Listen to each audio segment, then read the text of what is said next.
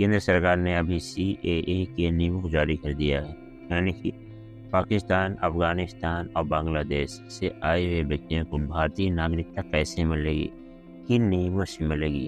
अब जानते हैं CAA क्या है। CAA एक्ट 2019 को आया था। CAA का full form citizenship amendment act है। अमेंडमेंट का मतलब होता है संशोधन। किसका संशोधन? सिटीजनशिप यानी कि नागरिकता का। नागरिकता अधिनियम जो 1955 में आया था, इसमें कई बार संशोधन किया जा चुका है। इसमें कुल 19 धाराएं हैं। इसमें नागरिकता को ग्रहण करने के 5 तरीके बताए गए हैं। इसमें सेक्शन 3 बताया गया है कि जन्म से नागरिकता कैसे मिलती है।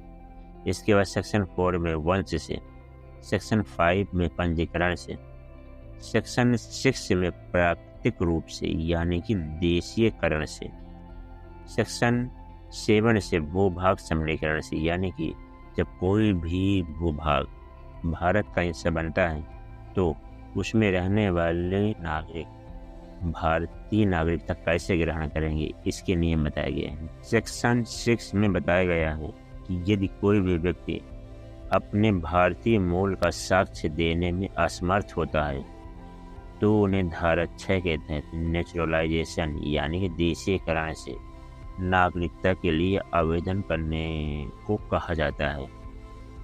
इसके लिए कुछ शर्तें दी गई सरकार ने, जैसे कम से कम 11 वर्ष रह चुका हो और 1 वर्ष से पूर्णतः भारत में निवास कर रहा हो, तो उस व्यक्ति को सेक्शन 6 के तहत भारतीय नागरिकता मिल जाती है। जब CAA 2019 आया, इस समय अवधि को 11 वर्ष से कम करके 5 वर्ष कर दिया गया। ये नियम केवल 3 देश यानी कि पाकिस्तान, अफगानिस्तान, बांग्लादेश में रहने वाले 6 समुदायों हिंदू, बौद्ध, जैन, सिख, पारसी, ईसाई लोगों के लिए। जो ये लोग यानी कि 6 धर्मों के लोग 31 दिसंबर 2014 तक भारत आ गए तो उनको भारतीय नागरिकता दी जा सकती है सेक्शन 6 के तहत। अब देखते हैं CAA किस स्थान पर यानी कहाँ कहाँ लागू नहीं होगा। जैसे इनर लाइन परमिट, जैसे अरुणाचल प्रदेश, मिजोरम, नागालैंड, मणिपुर। इसके बाद 6वीं अनुसूची जैसे असम, मेघालय, त्रिपुरा, मिजोरम जो आदिवासी क्षेत्र है, इनमें CAA नियम लागू नहीं होगा।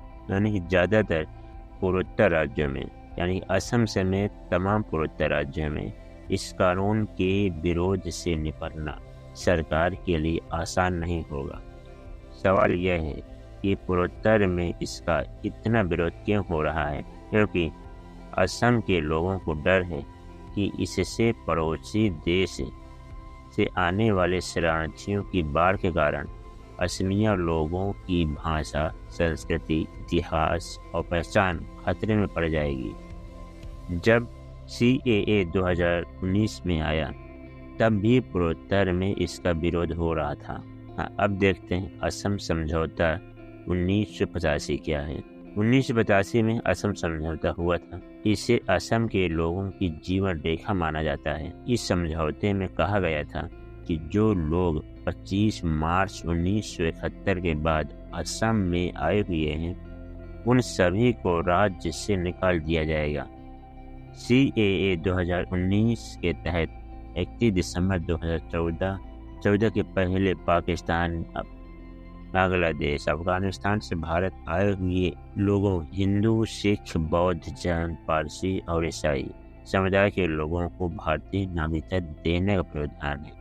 यानी कि कुछ CAA 2019 और असम समझौता 1985 इन दोनों में कुछ अड़चनें हैं।